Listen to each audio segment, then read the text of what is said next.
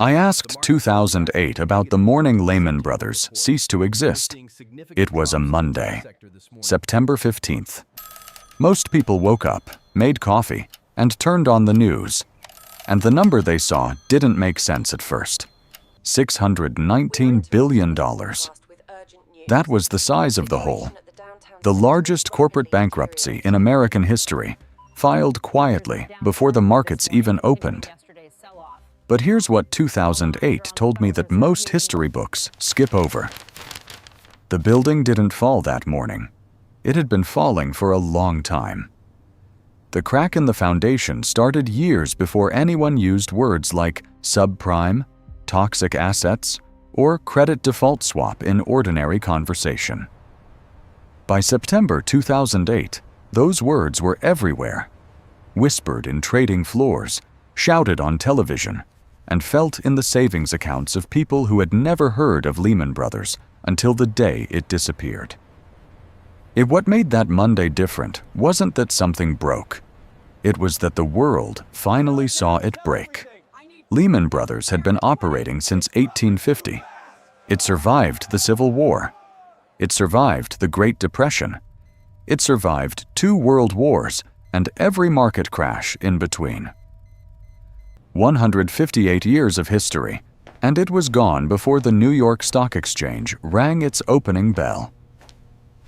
The people who worked there arrived that morning carrying boxes, security badges that had opened doors for years, suddenly didn't. And somewhere in Washington, in boardrooms, in central banks across 3 continents, the people who were supposed to prevent exactly this moment were realizing something they would spend years trying to explain. The system was already cracked, long before anyone admitted it. If moments like this, the ones hiding in plain sight before history names them, fascinate you the way they fascinate me, stay with me and subscribe. Because what Lehman's collapse actually revealed about the decades before it, almost no one was willing to say out loud at the time. What exactly were the cracks, and when did they first appear? That's where we're going next. To understand September 15th, 2008, you have to go back further than most people do. Not to 2007, not even to 2001. You have to go back to the 1990s, when the American housing market began a climb so steady, so consistent, that an entire generation started believing it could never go down. Between 1997 and 2006, home prices in the United States rose by nearly 124%. Not in a single city, not in a single state. Nationally, the idea that a house was not just a home, but a guaranteed investment became cultural fact, something passed from parents to children at dinner tables across the country. Banks noticed. By the early 2000s, financial institutions had found a way to turn mortgages, loans given to ordinary people to buy homes, into financial products that could be packaged, traded, and sold to investors around the world. They were called mortgage-backed securities, and they were being sold as safe, stable, nearly risk-free. There was one problem. To keep feeding that machine, banks needed more mortgages, and to get more mortgages, they started lending to people who, under any traditional standard, could not reliably repay them. These were called subprime loans, and by 2006, they represented 20% of all new mortgages in the United States. The Lehman Brothers was not a passive observer of this process. It was one of its most aggressive participants. By 2007, Lehman had become the largest underwriter of mortgage-backed securities on Wall Street, holding assets tied to the housing market that dwarfed the bank's actual capital. And then, in 2006, something quiet happened. Home prices stopped rising. Not dramatically, not with headlines. They just stopped.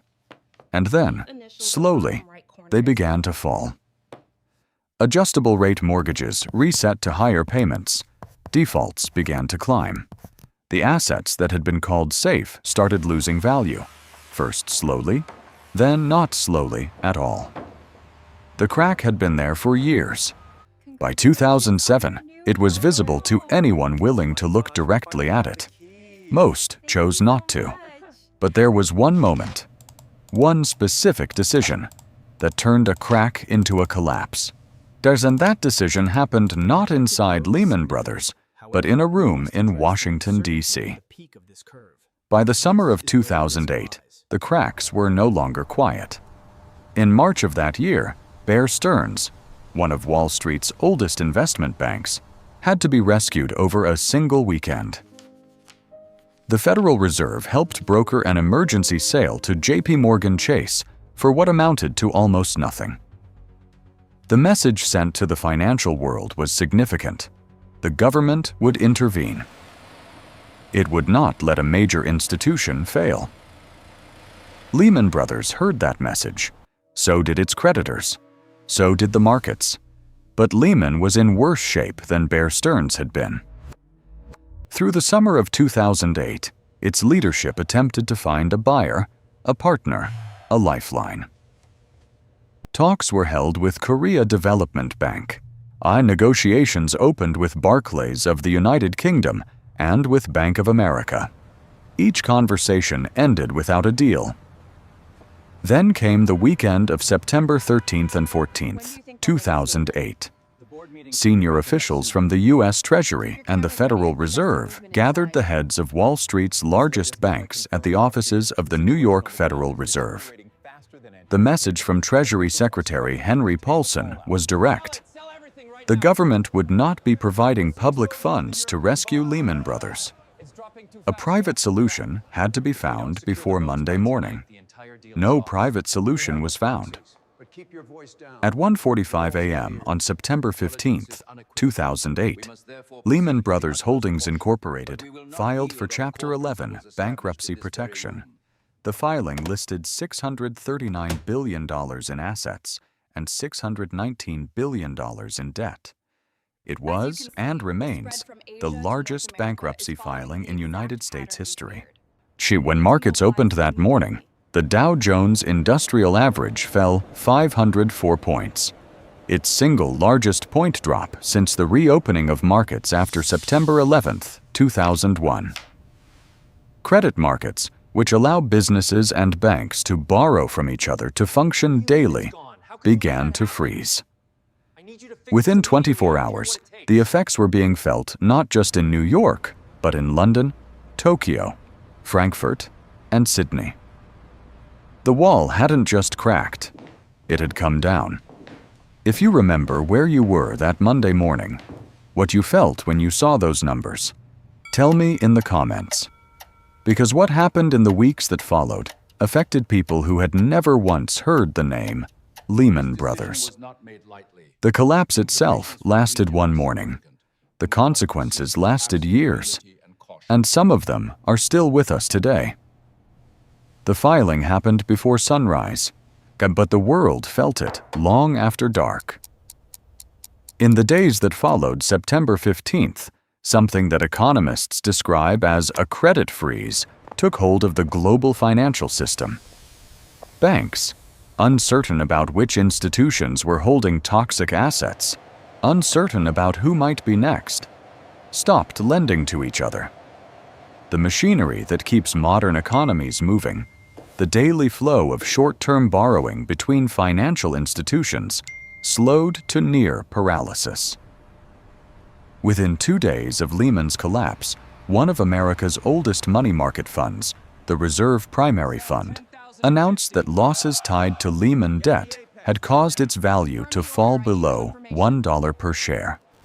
In financial terms, it had broken the buck, something that had happened only once before in the entire history of money market funds. Within 24 hours, our investors had attempted to withdraw $40 billion from money market funds across the country. The panic was no longer abstract. It was in people's savings accounts. By October 2008, the U.S. Congress passed the Emergency Economic Stabilization Act, authorizing $700 billion in public funds, the Troubled Asset Relief Program, known as TARP, to stabilize the financial system. It was one of the largest emergency financial interventions in American history. But the broader economy had already begun to contract. Between December 2007 and June 2009, the period officially designated as the Great Recession, the United States lost 8.7 million jobs. The unemployment rate climbed from 5% to 10% by October 2009. Household wealth in America fell by an estimated $13 trillion during the crisis. Retirement accounts, college savings, home equity, the accumulated financial security of millions of ordinary families, contracted sharply within a period of months. And it wasn't only in America. In Iceland, the entire national banking system effectively collapsed within weeks. In the United Kingdom, the government was forced to part nationalize several major banks. Across the European Union, emergency measures were introduced in country after country. The International Monetary Fund later estimated that advanced economies lost the equivalent of more than $10 trillion in economic output during the crisis. The people who carried those losses were rarely the ones who had created them. Families who had taken standard mortgages, workers whose employers could no longer access credit to meet payroll, retirees watching decades of savings contract on a spreadsheet they had never had reason to doubt. These were the people who felt September 15th most directly. Not in a boardroom, in a kitchen, at a dining room table, in a conversation no one had prepared for. The crack in the system had been abstract for years. By the winter of 2008, it was deeply, undeniably personal. But here is what 2008 wanted me to understand most clearly.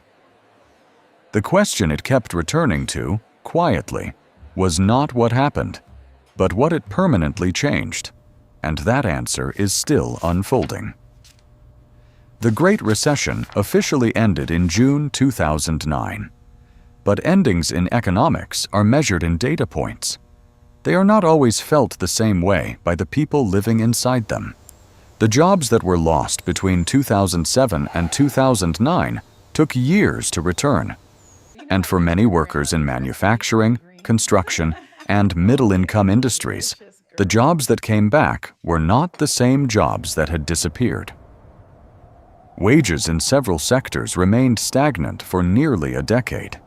The home ownership rate in the United States, which had peaked at 69.2% in 2004, fell steadily through the crisis and did not stabilize until 2016. An entire generation of young people who entered the workforce between 2008 and 2012 carried the effects of that timing for years afterward, in lower starting salaries, in delayed homeownership, in a measurably different relationship with financial institutions than the generation before them. That shift in trust became one of the most lasting consequences of September 15th. In the years following the crisis, public confidence in banks and financial institutions fell to levels not recorded since the 1970s.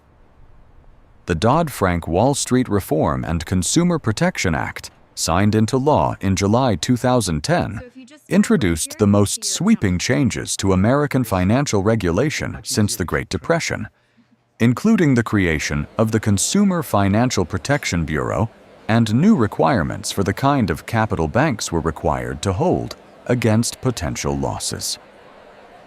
Lehman Brothers itself was never rebuilt. Its North American operations were acquired by Barclays, the same bank that had walked away from the rescue negotiations that final weekend.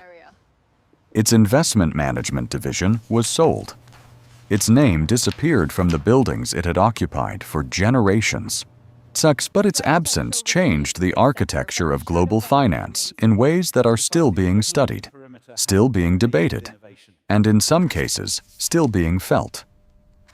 The Bank for International Settlements, sometimes called the Central Bank of Central Banks, redesigned international capital standards in direct response to what 2008 revealed.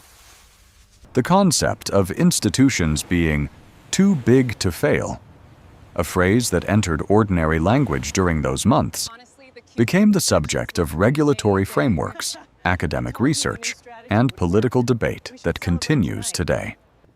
And here is what 2008 told me finally, when I asked it what it most wanted people to remember.